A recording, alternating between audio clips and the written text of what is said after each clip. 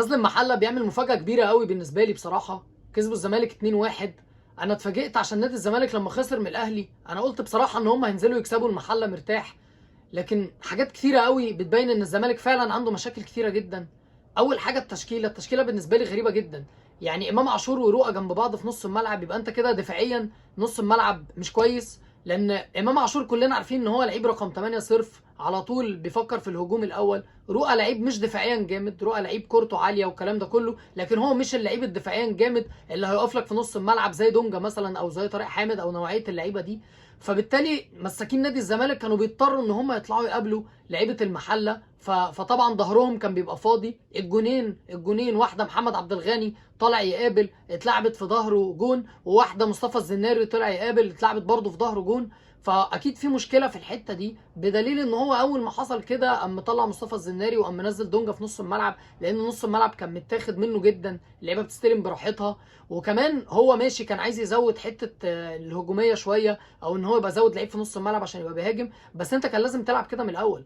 انت سبت نص الملعب خالص، ودي كانت حاجه غريبه بالنسبه لي. وغزل المحله استغلت ده بشكل كويس قوي بصراحه. يعني احمد شيخ الكره اللي دخل فيها رقص رؤى ودخل محمد عبد الغني اللي طالع بيقابله، فعمل ثرو من ورا مدافعين الزمالك حسام عبد المجيد ومصطفى الزناري، برده ما فيش خبرات الاثنين، جون. والكره الاولى برده مصطفى الزناري طالع يقابل مكان الديفندر بتاع نص الملعب، يعني مكان رؤى مصطفى الزناري طالع بيقابل اللي اتعملت في ظهره، برضو جون. عواد طبعا طالع غلط جدا برضو، يعني اكيد ليه نسبه كبيره من غلط في الجون، ان هو طالع بدري جدا، رايح الفيرود بتاع المحله وحطها من فوقيه فتح له الجون كده بالبلدي، كان لازم يقف لحد ما اللعيب يجيله. لكن انا مش عارف بصراحه هو طلع ليه قرار غريب جدا.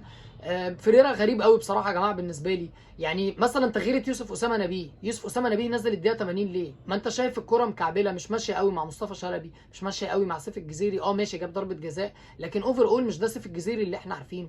انت كان لازم تغير من بدري، حتى هتطلع سيف الجزيري هتطلع مصطفى شلبي، كان لازم يوسف ينزل بدري عن كده. انما منزله الدقيقه 80 يعمل ايه؟ ده هو حتى اما نزل اشتغل وعمل دبل باص، ويعني تحس ان في حركه كانت ناحيه الشمال. مصطفى شلبي باين قوي ان هو مش فايق، او باين قوي ان هو مش عاملك فرق في اي لحظه، تحس ان هو لو لعب 3 ايام مش هيجيب جون. لكن انا بالنسبه لي سر مكسب المحله النهارده في حميد ماو، اللعيب الديفندر اللي هو بيلعب رقم 6 في المحله، لعيب جامد جدا، بيطلع بالكره بشكل كويس، بيستلم تحت ضغط، بيلف، دايما بيفضي نفسه للمدافعين بتوع المحله عشان يطلعوا عليه. بصراحه يا جماعه لعيب جامد جدا.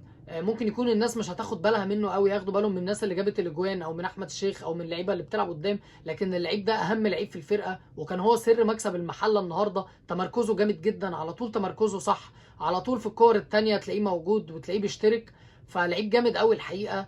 نادي الزمالك بالنسبه لي لازم يحل مشاكل كتيره جدا قبل الملعب، قبل ما تكون جوه الملعب. حتى اللعيبه الجامده غريبه قوي بصراحه بالنسبه لي، يعني ده كل كوره يجروا على الحكم عايزين ضربه جزاء، عايزين فاول حتى لو ما فيهاش حاجه خالص. فدي بلغه الكوره كده تحس ان هي شحاته، تحس ان هم عارفين ان هم مش هيجيبوا جون، فما بيصدقوا يتشعلقوا في اي حاجه، ضربه جزاء، كورنر، فاول. فموضوع غريب بصراحه بالنسبه لي.